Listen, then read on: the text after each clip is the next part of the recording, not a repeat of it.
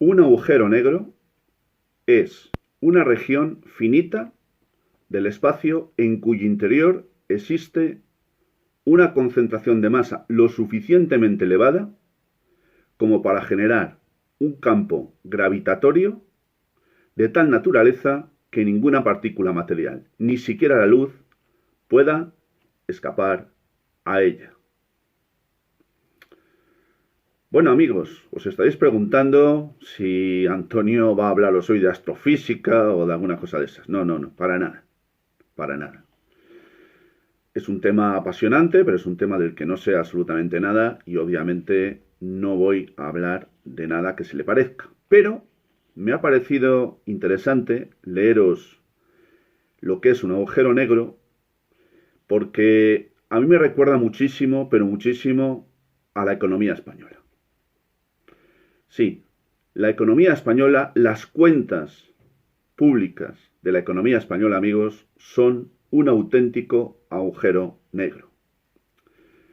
¿Por qué os digo esto? Pues porque aunque ya sepamos todos que la salud financiera de nuestra economía pues atraviesa por un momento, aunque es verdad que ya viene arrastrando desde hace tiempo, pues bueno, no sé cómo calificarlo ya, gravísimo, pues es que los datos que han sido dados a conocer hace tan solo unas horas por la ministra correspondiente, pues no hacen sino apuntalar pues lo que acabo de deciros. Cierto y verdad es que todo esto que os voy a contar ahora, que son datos públicos, pues han venido de alguna manera, se han venido además, recrudeciendo, empeorando como consecuencia de la pandemia que estamos viviendo, por el enorme gasto sanitario que ha habido que dedicar o que destinar de forma directa o indirecta para hacer frente a las consecuencias de la misma. Pero de todos es conocido que la situación de la economía española, que la salud de la economía española era muy mala ya antes de la pandemia y lo que está ocurriendo ahora es que las cosas pues están empeorando y además están empeorando por desgracia día a día. Voy a aportaros algún dato que probablemente ya conozcáis, algún pequeño comentario y también algunos otros datos añadidos que creo que sirven para tomar la temperatura de una manera muy real a la situación por la que está atravesando nuestra economía. Bienvenidos amigos, un día más a La Ventana Esmeralda. Gracias por haberme elegido, gracias por estar aquí, gracias por vuestra confianza. Como decía hace tan solo unas horas, el gobierno a través de su ministra de Hacienda y Seguridad Social, ministra de Seguridad Social, de tema social, creo que es, da igual, porque lo importante es el dato público, nos ha dado a conocer que el déficit de las administraciones públicas en el pasado año 2020 alcanzó, pues, ni más ni menos que el 10,97% del Producto Interior Bruto. La segunda mayor de la historia. El déficit más importante que ha acuñado España, como os decía, pues desde la Guerra Civil Española. Todo eso se ha traducido nada más y nada menos que en 123.000 millones de euros. Sí, 123.000 millones de euros. Quiero deciros que este dato que acabo de aportaros hace un momentín, cuando he dicho que es la segunda mayor de la historia, me estaba refiriendo en relación a diciembre del año 2019, en el que el déficit alcanzó un 11,06%. Lo del tema de la Guerra Civil Española tiene lugar en relación a lo que ha sido el impacto económico que la pandemia ha causado en la economía española, que ha causado auténticos estragos, tantos que el Producto Interior Bruto no se había visto deteriorado hasta tal punto como lo fue en la Guerra Civil Española. E incluso entonces ni siquiera fue superado por el impacto económico causado por la pandemia que estamos viviendo. Por lo tanto, el déficit de la administración pública es tremendo, tremendo, pero no obstante el gobierno saca pecho y dice, bueno, es que yo tenía hecha una previsión de que el déficit de las administraciones públicas pues iba a estar por encima de ese 10,97% que finalmente ha sido. Y el gobierno se queda tan oreado y dice que, bueno, que es que había hecho una previsión de que el déficit iba a ser del 11,3%. Como ha sido de, entre comillas, solo el 10,97%, pues se aplaude a sí mismo y dice qué buenos y qué competentes somos. Es verdad que el Fondo Monetario Internacional y la Organización de Desarrollo Económico habían cifrado que ese déficit alcanzaría el 11,7%, mientras la Comisión Europea lo había incluso elevado al 12,2%. Ciertamente, es verdad que esos datos eran o constituían previsiones que afortunadamente no se han cumplido porque nos hemos quedado en el 10,97%. Pero claro, eso no es para aplaudirse ni para tirar cohetes, para nada. No lo puede ser. Se le ha preguntado a la señora Montero si se iba a seguir manteniendo, después de conocidos estos datos, el llamado escudo social. La respuesta es que sí, que no va a haber ajustes en los presupuestos ni en nada, porque eso traería más perjuicios que beneficios a la economía española tal y como se encuentra en este momento.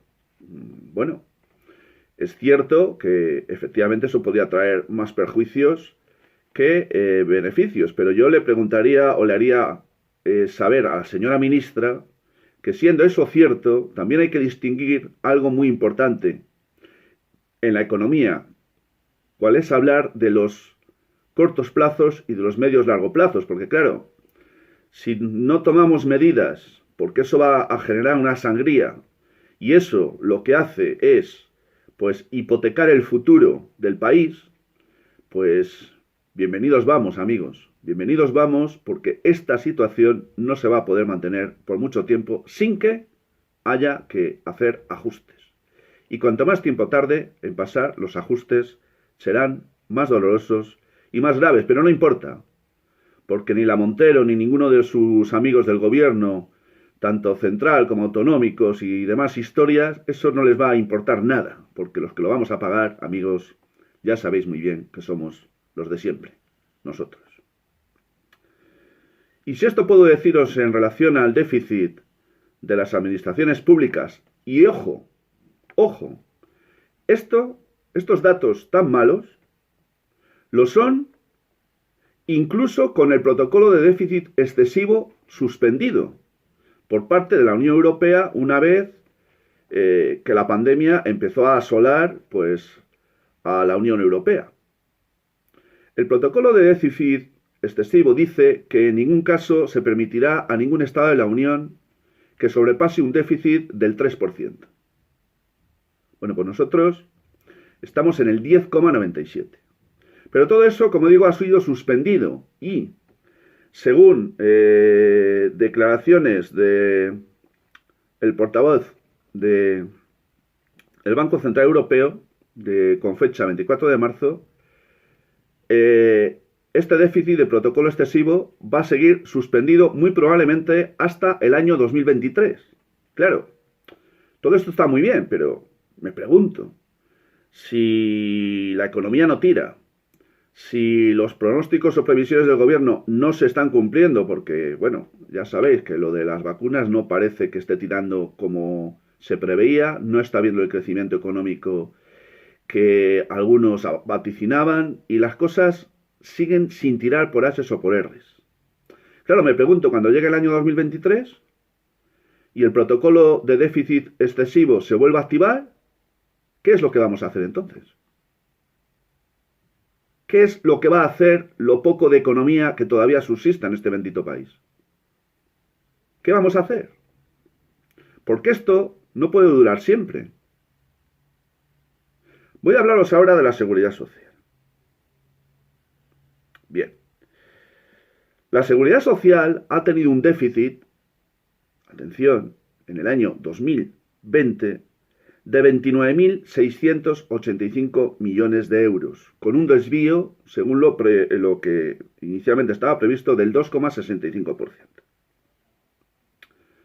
Y esa cantidad astronómica de casi 30.000 millones de euros hubiera sido muchísima más, hubiera alcanzado los 50.000, si el Estado no hubiera rescatado una buena parte de la seguridad social para hacer posible los pagos y compromisos, pues con el tema de las pensiones y tantas otros, si no hubiera hecho un rescate con la colaboración, obviamente, del Banco Central Europeo con las inyecciones de dinero que todos los días viene haciendo, de 20.000 millones de euros, que ha hecho llegar a la seguridad social para que pueda cumplir los pagos y compromisos con la ciudadanía. Sí, amigos, sí. El gasto sanitario de la Seguridad Social el año 2020 ha alcanzado los 44.907 millones de euros, de los cuales 21.520 han ido destinados a los ERTES. Claro, está bien, teóricamente, y bueno, pues desde un punto de vista humanitario, obviamente está bien el mantenimiento de los ERTES, pero la pregunta es, ¿hasta cuándo se va a poder seguir manteniendo esto? 21.520 millones de euros en concepto de ERTES, amigos. Una medida que era provisional, una medida que estaba, que tendría que estar limitada en el tiempo y que se está convirtiendo en crónica. Insisto, la pregunta es, ¿hasta cuándo vamos a poder sostener esto? ¿Hasta cuándo? Hablemos de pensiones. O mejor dicho, primero de los tributos del pasado año. El Estado español recaudó 194.000 millones de euros, pero eso supuso un 8,8% menos que el año anterior, es decir, que el año 2019. Pensiones. De las pensiones voy a hablaros con un dato muy reciente, un dato de hace muy poquitas fechas. Bueno, pues tengo que deciros que el Estado español ha vuelto a batir un nuevo récord histórico en el pago de pensiones en el mes de febrero de este año 2021. Y ha pagado, atención, 10.100 millones de euros. Es decir, un 2,3% más que en el mes de febrero del año 2019. Perdón, que en el año 2020. Con una peculiaridad, amigos. Ha batido un nuevo récord histórico en pagos y, sin embargo, ha habido en el año 2020, en el mes de febrero de este año 2021, pues 4.700 bajas. Es decir, que ha habido menos pensionistas a los que pagar que el mes anterior. Y sin embargo, el dinero es mayor y se ha vuelto a batir un nuevo récord histórico y los que nos esperan, amigos. Y los que nos esperan porque la situación es la que es, tanto económica como demográfica. Todos la conocéis muy bien. Por otro lado, ya para concluir, os diré que el Euribor está experimentando un incremento de media del menos 0,486%. Y esto ya se viene produciendo durante 2 meses consecutivos. Por otro lado, el IPC, el índice de precios al consumo, también está experimentando un repunte. Lleva 3 meses consecutivos haciéndolo. Lo ha hecho en un 1% en el mes de febrero, que es un 1,3% en tasa interanual, si lo relacionamos con el mes de febrero del año anterior. Y hay que decir que ese 1,3% de tasa interanual, en relación, como digo, al mes anterior, supone la mayor tasa de crecimiento en concepto de inflación de los últimos 2 años. Sí, como lo oís. Mientras tanto, no quiero poner fin a este vídeo sin hacer una breve referencia al SEPE, al Servicio Público de Empleo. Evidentemente nada tengo contra los funcionarios que allí trabajan y me consta que lo están haciendo muchos de ellos, por no decir que todos a destajo.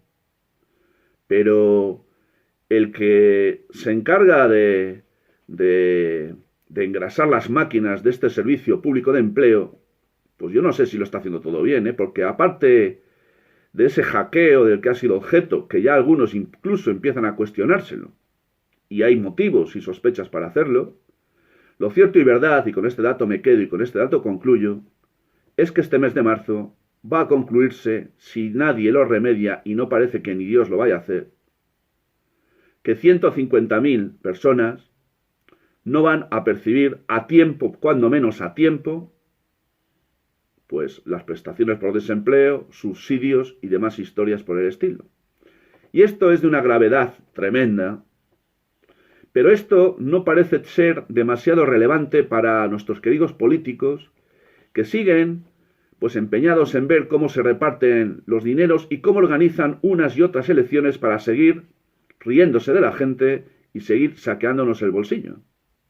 Anoche, y con esto sí que concluyo, amigos, escuché que de los fondos de recuperación que supuestamente van a llegar a España, ya veremos a ver si finalmente llegan, claro, siempre y cuando pues se le dé el visto bueno a las cuentas que va a presentar el gobierno español ante la Comisión Europea en las próximas fechas. Pero es que ya, por ejemplo, pues resulta que no ha habido la posibilidad de constituir una mayoría parlamentaria que dé lugar al nuevo gobierno catalán. ¿Sabéis por qué? Porque los que presumiblemente van a formar parte de ese gobierno catalán, que son fuerzas independentistas, se están peleando un día sí y otro también, con las noches incluidas, para ver quién o cuál formación política gestiona más dinero de los fondos de recuperación que van a llegar. Y como no se ponen de acuerdo, porque el pastel es muy goloso, amigos, pues no son capaces ni de formar gobierno. Esto, como he dicho para terminar, para que veáis hasta qué punto de degradación ha llegado la política española y hasta qué punto de desprecio esta gentuza de unos y otros colores tienen hacia sus súbditos, que no ciudadanos. Gracias, amigos, un día más por haber estado ahí, gracias, de verdad. Si queréis apoyar el trabajo que estoy haciendo, podéis hacerlo suscribiéndoos o dando un like al vídeo. Y yo ya sin más, y hasta muy pronto, os envío como siempre, amigos, mi saludo fraternal de salud y libertad.